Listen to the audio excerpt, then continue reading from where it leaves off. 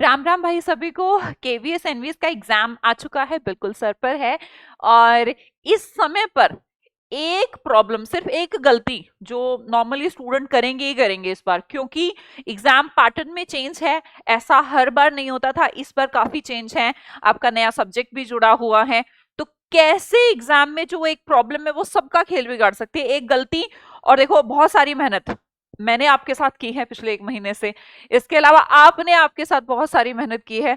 तो सिर्फ ये वाली गलती नहीं करके जाना है जिसकी वजह से पता लगे सारा मेहनत सब कुछ डूब जाए। देखो, कॉन्फिडेंस होता है स्टूडेंट को। मान लो अभी तक आप पढ़े, आपको लग रहा है कि मैं सब कुछ कर सकता हूं, लेकिन आपकी प्रॉब्लम की आप पेपर को इस बार सही से अटेम्प्ट नहीं करेंगे, न्यू चीज है, उसको पहले की तरह करेंगे तो भाई सब कुछ खराब हो सकता है। मेहनत अपनी जगह होती है, स्ट्रैटेजी अपनी जगह होती है, ठीक है। देखो, मैं इस क्लास में आपको बता देती हूँ, बच्चों के बहुत सारे मैसेज आ रहे थे रात की क्लास में भी, मैम बहुत ज्यादा घबराहट हो रही है, नर्वसनेस हो रही है, क्या करें क्या नहीं। देखो, तैयारी आपकी फुल है, आपने खूब तैयारी कर ली है, कॉन्फिडेंस नहीं आ रहा है, कोई बात नहीं, आ जाएगा बिल्कुल। पर एक तरीका है एग्जाम को सोल्व करने का, कैसे। भाई सबसे पहले तो ध्यान रखो कि टाइम तो कम है हमारे पास, है ना, 2 घंटे हैं और क्वेश्चन हमारे पास 100 है। तो 120 मिनट, अगर मैं कहूं 120 मिनट्स है, राइट। अब 120 मिनट्स और भाई 100 क्वेश्चन है हमारे पास, ठीक है। ये तो अच्छी बात है कि 300 मार्क्स तो है, पर हर एक क्वेश्चन 3 मार्क्स का है ना, ऐसा नहीं कि 300 आपने दे दिए। पर फिर भी 120 मिनट में 100 क्वेश्चन करना बड़ी बात नहीं होती। परंतु प्रॉब्लम इस बार क्या है कि भैया मैथ्स अटेम्प्ट करना है ना, रीजनिंग तो करने के ना, मैथ्स के क्वेश्चन भी करने हैं। मैम कैसे करेंगे? देखो भाई, ऐसे करके आना जैसे मैं अभी बता रही हूँ, पता लगे कि तुमने पेपर को अलग तरीके से उठा लिया और सारा नाश करके आ गए, ठीक है। ध्यान रखना है, इंपॉर्टेंट है बहुत ज्यादा।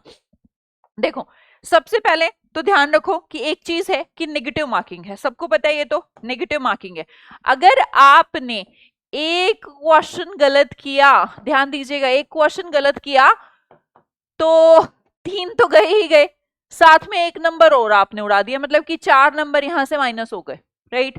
तो फिर मैम क्या करें बेटा, नेगेटिव मार्किंग को दिमाग में रखना है। बच्चे क्या करने वाले हैं, फटाफट फटाफट फटाफट तुक्के मारने हैं उनको, तो ये काम नहीं करना। पहले कौन सा सेक्शन अटेम्प्ट करना है वो इंपॉर्टेंट। अब मान लो कि इस बार मैथ्स आ रही है, मैथ्स करनी है, तो मैम मैथ्स और रीजनिंग पहले कर दें, क्योंकि नॉर्मली स्टूडेंट्स का मानना होता है कि इसमें नंबर पूरे आएंगे, एक्यूरेसी भी ज्यादा होगी। हाँ बिल्कुल होगी, एक्यूरेसी ज्यादा होगी, पर आपका सारा टाइम किल हो जाएगा। ना तो हमारे पास कोई सेक्शनल कट ऑफ है और ना ही कोई टाइम बाउंडेशन है, ना ही कोई सेक्शनल कट ऑफ है, राइट। तो ऐसा तो कोई दिक्कत है नहीं कि इंग्लिश में मैम इतने नंबर लाने हैं, मैथ्स में इतने नंबर लाने, हिंदी में इतने नंबर लाने, इस तरीके की तो प्रॉब्लम अपने पास है नहीं। तो सबसे पहला तो ये क्वेश्चन, इसको तो छोड़ो। फिर हमारे पास सेक्शन क्या क्या है उन्हें देख लेते हैं। मैथ्स है, इसके अलावा हमारे पास करने के लिए रीजनिंग है, राइट।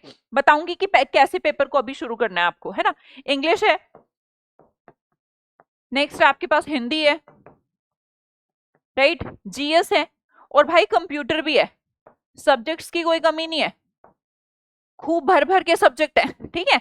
अब मार्क्स की बात कर लेते हैं, तो भाई 60 नंबर हमारे यहां से बनने हैं, रीजनिंग में भी 60 मार्क्स बनने हैं, इंग्लिश और हिंदी जो आपकी लैंग्वेज है यहां पर 30 मार्क्स, और यहां से आपके 30 मार्क्स, जीएस से फिर आपके 60 मार्क्स है, कंप्यूटर से फिर आपके 60 मार्क्स है, ठीक है। तो अभी पेपर में अटेम्प्ट का क्या तरीका होना चाहिए, कहां से शुरू करें? तो भाई देखो, सबसे पहले क्या करना, बिल्कुल हाथ मत लगाना कि मैम मैं मैथ शुरू कर दूं, नहीं मत करना। एक्यूरेसी का खेल है, हाँ टाइम भी तो है हमारे पास, सिर्फ 2 ही घंटे हैं, ठीक है। अब देखो, सबसे अच्छा जो स्कोरिंग आपको सब्जेक्ट यहां पर रहेगा, मैं आपको बता देती हूं, कंप्यूटर रहेगा। क्यों? कंप्यूटर में आता है या नहीं आता, बात खत्म। आपको कॉन्फिडेंस भी आएगा एग्जाम करने में। देखो, कंप्यूटर का लगाया, कंप्यूटर अगर आपने किया है बिल्कुल एज इट इज, ऐसे क्वेश्चन छपे मिलेंगे आपको, कुछ भी दिक्कत नहीं आनी है। तो कंप्यूटर में सबसे पहला कॉन्फिडेंस, इसमें क्या होगा, टाइम नहीं लगेगा, अपना टाइम किल नहीं होने वाला। फिर क्या करें मैम, जीएस को छेड़े, अब लगेगा जीएस भी तो ऐसा ही हुआ, नहीं बच्चे, कंप्यूटर में हमें पता है कुछ बाउंडेड सा ही है, आपने जो पढ़ा है वही आने वाला, लेकिन पढ़ा हो, ठीक है। अब जीएस मत छेड़ना। अब क्या करना, कंप्यूटर के बाद अपना आपने लैंग्वेज हिंदी और इंग्लिश, इसमें भी आपका बिल्कुल टाइम किल नहीं होने वाला, बिल्कुल टाइम किल नहीं होगा। ये सेकंड नंबर पर इनमें से कोई भी उठा लेना, फर्स्ट पर कंप्यूटर कर देना, ठीक है। अब क्या होगा, हमारे पास 60 और 60 120 नंबर का काम यहां पर हो जाता है। तो सबसे पहले तो कॉन्फिडेंस कि हमने आधा पेपर कर दिया है, ठीक है, वो आ जाएगा और बहुत जल्दी आएगा, तुरंत आ जाएगा। इससे क्या फायदा होगा, अब हमें थोड़ी राहत की सांस आएगी। वो बच्चों के साथ एक प्रॉब्लम होती है एग्जाम में कि अरे टाइम, फिर घड़ी देख टाइम, मतलब दूसरी चीज कि पेपर कैसा है, ऑनलाइन नहीं है, पेपर ऑफलाइन मोड में है, ठीक है। तो टाइम ज्यादा लगता है भैया, ऑनलाइन में कम समय लगता है, ऑफलाइन में ज्यादा। गोले भरने पड़ेंगे, अब गोले भरने के लिए भी हमें समय चाहिए, ठीक है। तो टाइम किल मत कर देना, बस समय ही आपको रुला सकता है तैयारी कितनी अच्छी। अब क्या करें मैम, इनको करने के बाद एक सुकून की सांस आ जाएगी। नेक्स्ट प्रोसेस क्या करना है, जीएस को अभी भी हाथ मत लगाना है ना। जीएस मतलब ये तो आप करनी है जब करनी है, नहीं करनी क्योंकि ये आपका कॉन्फिडेंस डाउन ही करेगी, ये आप नहीं कर सकती है। ये हर एग्जाम के साथ होता है, मेरा एक्सपीरियंस है, पिछले 7 साल से मैं पढ़ा रही हूँ। कितनी ही अच्छी तैयारी, कितनी भी मेहनत के बाद स्टूडेंट्स के साथ यही दिक्कत आती है, हम जीएस में बहुत सारे क्वेश्चन इधर उधर से आ गए थे, ठीक है।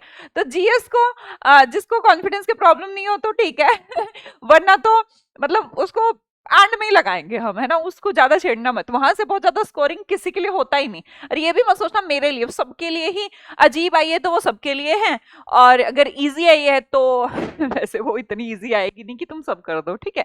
अब रही बात, अब मैथ्स और रीजनिंग में से भी भैया 3rd नंबर पर रीजनिंग को चूज करना, स्कोरिंग ज्यादा रहेगा, टाइम कम लेगा। मैथ्स न्यू है, केवीएस वाले स्टूडेंट्स के लिए बिल्कुल ये रहा कि मैथ्स पढ़ा नहीं या मैथ्स आ गया एकदम से, तो मैथ्स और जीएस, अब यहां पर लास्ट में हमारे पास मैथ्स और जीएस बच जाएंगे।